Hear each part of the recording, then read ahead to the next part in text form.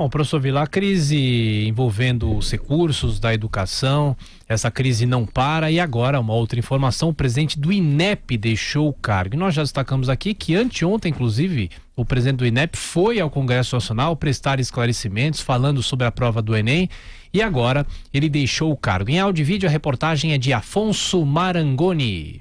Após ficar menos de um mês no cargo, o presidente do INEP, Elmer Vicenzi, deixou a função nesta quinta-feira. Ele estava no Instituto Nacional de Estudos e Pesquisas Educacionais Anísio Teixeira desde 29 de abril e coordenava os preparativos para a realização do Enem 2019. O Ministério da Educação não deu detalhes, mas disse que Vicenzi, que é ex-delegado da Polícia Federal, pediu demissão. Essa é a primeira baixa na gestão do ministro Abraham Weintraub. Nos bastidores se diz que Vicenzi, na verdade, foi demitido e que uma série de fatores pesou para a saída dele. O ex-presidente estaria em meio a uma disputa com integrantes da área jurídica do órgão porque defendia a divulgação dos dados produzidos pelo INEP, enquanto a procuradoria seria a favor do sigilo. Elmer Vicenzi ainda foi responsabilizado por divulgar que o custo da avaliação do ensino básico era de R$500 mil, enquanto o valor correto era de R$500 milhões.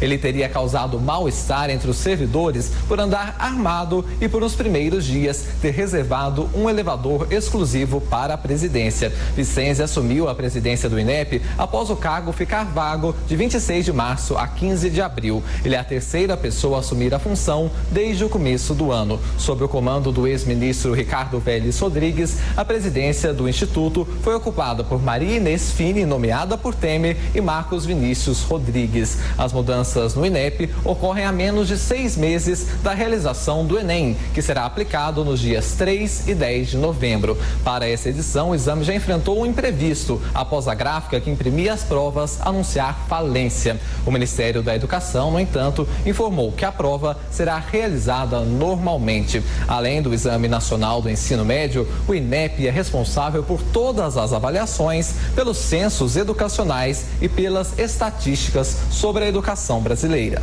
Elmer Vicenzi, delegado da Polícia Federal, professor Vila. É importante, a Polícia Federal desempenha um papel, tantas vezes nós falamos, importantíssimo no Brasil, especialmente na história recente do Brasil, né?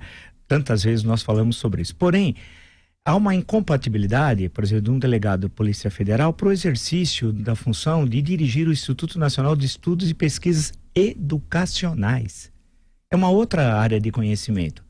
Alguém que é delegado da Polícia Federal presta concurso, tem toda uma carreira que é importante ao Brasil, né? E tantas vezes nós falamos aqui em Polícia Federal, nas ações da Polícia Federal, não é alguém que deve ocupar esse cargo, né? Porque esse é um cargo para um especialista em educação.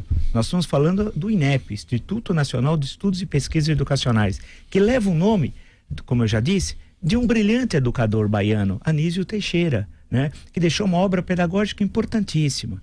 Então, em respeito, inclusive, à memória do Anísio Teixeira, e você que não o conhece, consulte, procura nas redes, veja os livros. Lembrei que ele colocou em prática suas ideias quando foi secretário de Educação do Estado da Bahia, durante o governo Otávio Mangabeira, onde também teve um grande secretário, no caso da Agricultura, chamado Nestor Duarte, que é um autor importante, um deputado importante. São pessoas de outro nível, de outro momento da história do Brasil. São pessoas que participavam da política, escreviam, não escreviam tweet, escreviam livro, né? Não eram os assessores que escreviam tweet, de outro nível cultural. Então o INEP é uma coisa importante, importantíssima, mas para um especialista da área de educação, que vai fazer o Enem. O Enem decide a sorte de milhões de brasileiros e brasileiras e de milhões de famílias.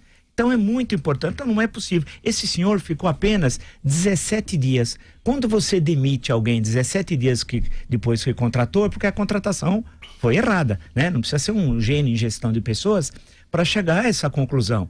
Então, a grande questão é que o MEC continua uma bagunça. Aquilo que eu falei, os fatos reafirmam. O bom é isso.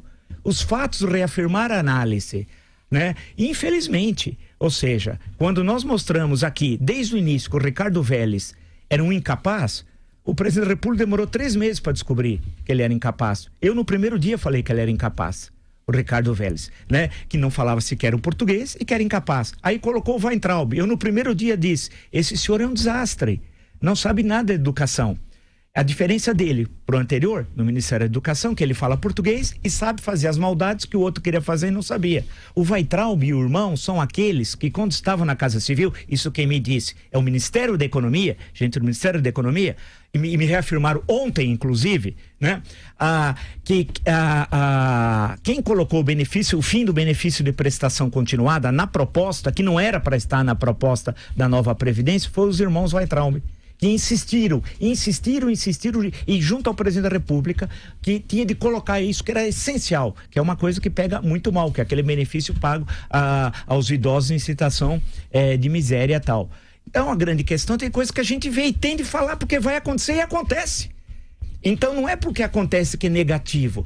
O analista tem de trabalhar com os fatos não se briga, analisá-los naquele momento e desenhar cenários do que vai acontecer a curto, médio ou até longo prazo. E no caso do MEC é um desastre. Nós teremos problemas com a prova do Enem. Pode registrar, teremos sérios problemas. E uma coisa importante, o presidente da República e ninguém, nem Jesus Cristo, ninguém pode ver a prova. Ela é responsabilidade de um pequeno grupo de pessoas que tem um volume enorme de questões que vão já prontas a priori, que vão ser selecionadas, e essas questões que depois vão formar uma prova que é fundamental, insisto, para decidir o destino de milhões de brasileiros e brasileiras.